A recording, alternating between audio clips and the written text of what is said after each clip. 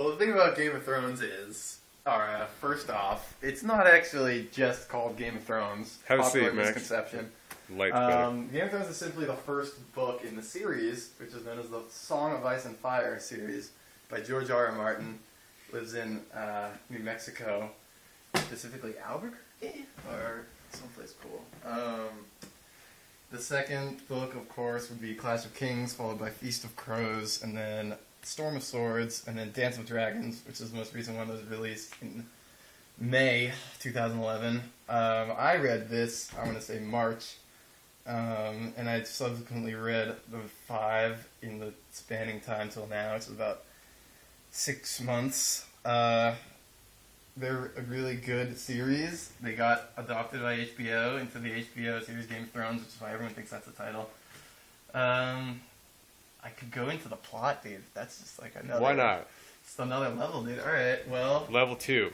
Level 2. Game of Thrones takes place in a fantasy world where the seasons last a long time. They last like a year to like 5 years, and they fluctuate. And currently they're in the longest summer that anyone has ever seen. It's about 10 years, and one of the motifs of the book is that winter is coming. And the winters are proportional to the summers, so this is going to be an especially long, hard winter everyone's kind of bracing for. At the same time, in this fantasy planet, there's 2 large continents, this sort of ice kingdom realm, and then the fire realm. And the whole sort of book lends itself to this motif of the Song of Ice and Fire. The people who live in the ice realm are these kings and queens and feudal lords struggling for power. The fire realm is more like savage, native, indigenous tribes, also struggling for power. And within the 2, they both have their crazy power struggles and backstabbings and stuff. One person described the show as Sopranos with swords, which is a pretty accurate description, actually. And the great thing about it is that both the ice people, who are like civilized and, you know, cold and bitter and mean to each other, they're just as cruel as the fire people, who are total savages and stuff, but also care about family and honor and stuff. So you get, even though they're polar opposites in their behavior, they're just as evil and messed up as the other opposite side. Are there any people who That's belong what I to like both about it. sides? Are there any people who are half ice and half fire? Well, so the scenario I just set up was sort of what was proposed in the beginning of the books.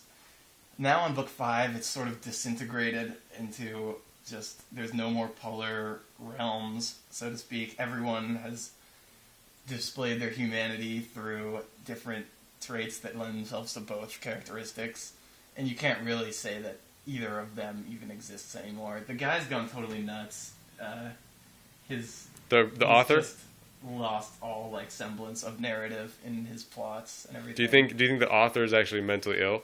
No, well, oh man, to write all the stuff, he's definitely got to be an eccentric guy, and he's very indulgent in the way what he's doing. Like, he has so displayed his like proficiency in setting up these amazing like plots with great characters, and he's then just let it all go. It's very like masturbatory. He's just doesn't really care about the reader's expectations or what you want to happen. It's just like randomness and sort of realism, I would say. Fantastical realism could be a way to describe the later novels. There's supposed to be 7 total, and at the end of the 5th one, you're still no more nearer to any justification or like neat plot, like wind up or anything.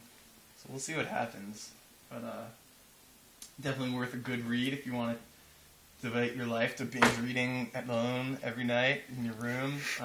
That's something I'd recommend, and it's a great way to stay in shape. Yeah. What do you mean by stay in shape? What kind of shape are you talking about? That was a Family Guy reference, but yeah. It's lost on me. Yeah. So anyway. All right. This interview concludes.